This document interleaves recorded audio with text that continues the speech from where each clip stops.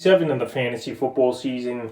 And here's a few tight ends I would look to add on the waiver wire this week. The first guy, SealsJones of the Washington football team. So SealsJones, he was a mentioned waiver wire ad last week for me. And right here, he came out and had a good ball game in week 6. 4 catches, 58 yards, and a touchdown on 6 targets. So right here, he got added in 27% of fantasy leagues heading into the week in week 6. And right here, SealsJones, he's a big target for Washington. We know Washington's going to be trailing a lot in games this season.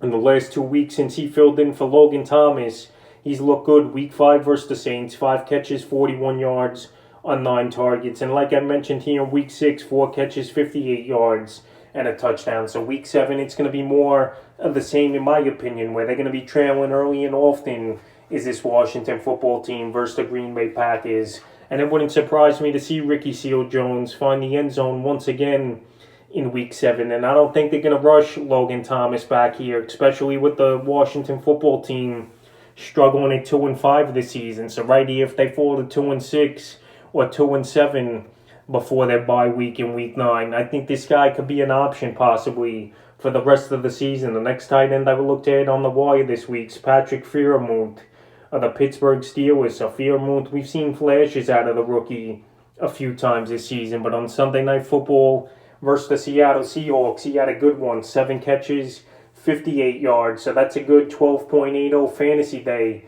in PPR league. So he's disappeared from weeks 4 and 5.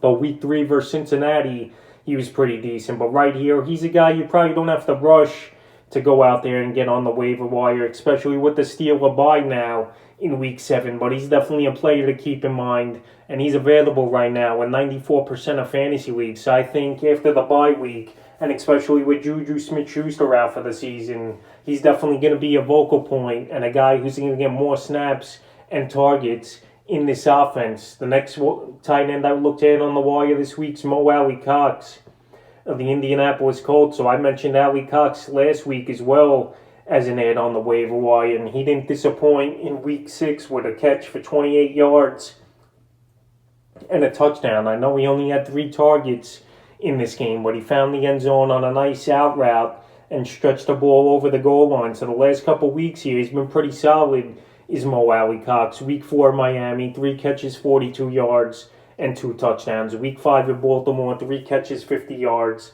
And like I mentioned, in week 6 versus Houston, 1 catch for 28 yards and a touchdown. So Carson Wentz likes him as a big target. And obviously, he likes him as a red zone target with 3 touchdowns now from AllieCox in 3 games. So right here, he's available still in 92% of fantasy leagues. And next week, I know it's a pretty tough matchup versus the San Francisco 49ers in San Francisco here in week 7 that give up the 6th least amount of fantasy points to tight ends. But it's such a weak position and a lot of bye weeks coming up, I don't think AllieCox is a bad ad. And if this guy could get anywhere from 7 to 10 fantasy points a week at a weak tight end position, it's not a bad option in my opinion. The next tight end I've looked at on the wire is Tyler Conklin of the Minnesota Vikings. So another guy going on bye as well this week is Conklin, but he had a good ball game. 3 catches for 71 yards. And each and every week, it's a different story over there in Minnesota. Kirk Cousins,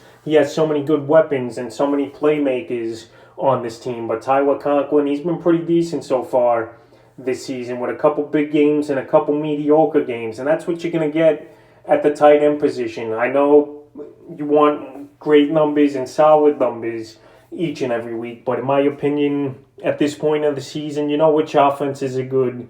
You know which tight ends are going to have games and then have some games they're not going to show up. But Tyler Conklin right now, he's available in 84% of fantasy leagues. And he showed flashes this season. But this week, he's not going to be a hot pickup, obviously, with the bye.